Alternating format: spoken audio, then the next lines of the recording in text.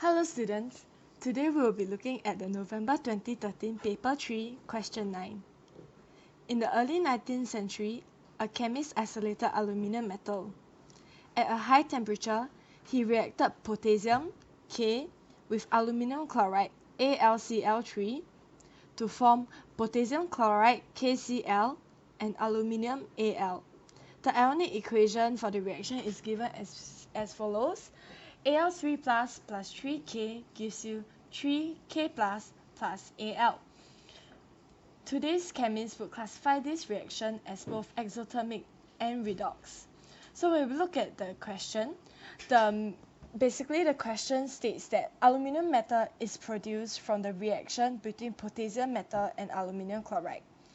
So for part A, we are supposed to explain the term exothermic, and with reference to this reaction, the term redox. So you will have learned about exothermic and redox reactions in your energy and redox chapters. So first of all, let's state the definition of exothermic. An exothermic reaction is a chemical reaction that results in the heat given out.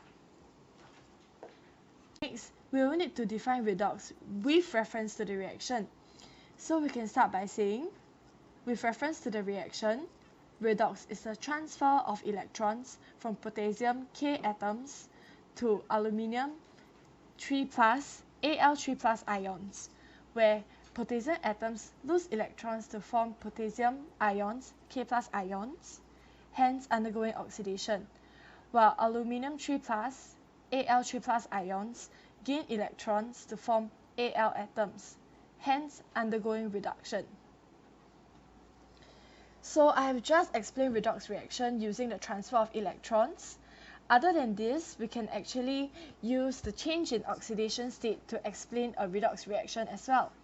So in this case, we can say that redox occurs when there's a decrease in oxidation state from +3 in Al3 plus to 0 in Al, and increase in oxidation state from 0 in K to +1 in K plus.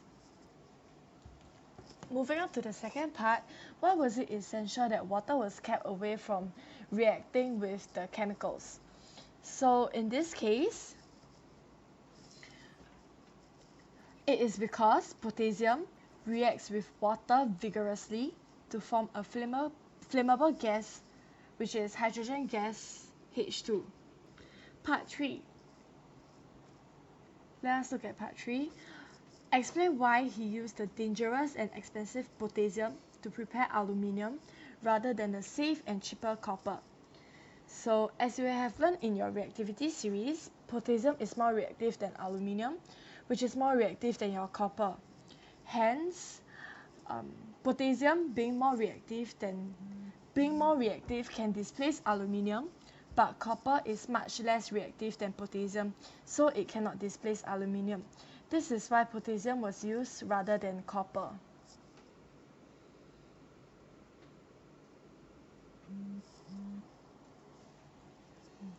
Let us now look at part B. Give the balanced chemical equation for the reaction of aluminium chloride and potassium.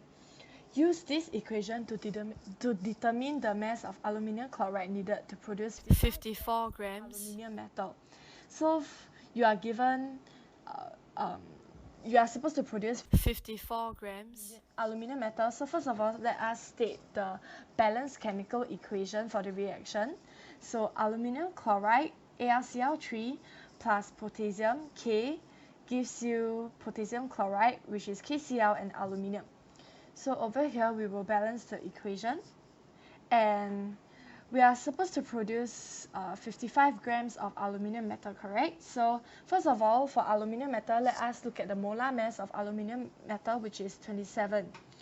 And also looking at the molar mass of aluminium chloride, we have 27 plus the 3 times 35.5, which is 35.5 is the molar mass of one chlorine atom. So over here, the molar mass of aluminum chloride, we have 133.5. So So now that we have the molar mass of aluminium metal, which is 27, and we are told to produce 54 grams of aluminium metal, we can find the number of moles of aluminium metal. So over here we take the mass, divide by the molar mass. Hence 54 divided by 27 gives us 2 mole. If we look at the equation, the mole ratio would be 1:1 for aluminum chloride to aluminium metal. Hence the number of moles of aluminum chloride will be the same as the number of moles of aluminium metal, which is 2 moles. Hence, to find the mass of aluminum chloride, we have 2 mole of aluminum chloride times the molar mass of aluminum chloride, which gives us 267 grams of aluminum chloride. Hence, 267 grams will be our final answer. We will now look at the marks allocation for question 9. So let us look at part A, part 1. So 2 marks are given to define exothermic and redox. So 1 mark will go to the definition for exothermic reaction, and the second mark will go to the explanation of redox with reference to the reaction. So in this case, you can state either using the transfer of electrons or the oxidation state. Either one will give you 1 mark. For part 2, you are given 2 marks in total as well. So first of all, you have to state that potassium reacts vigorously with water. That will be 1 mark. And the second would be that a flammable gas is formed, and in this case it is hydrogen gas. So the second mark for flammable gas. So we'll look at part B. A total of 4 marks is given to part B.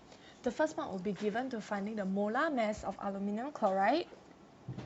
The second mark will be given to finding the number of moles of aluminium metal. The third mark will be given to the mole ratio. And the fourth mark will be given to finding the mass of aluminum chloride, which is also our final answer. So this will give us a total of 4 marks for part B.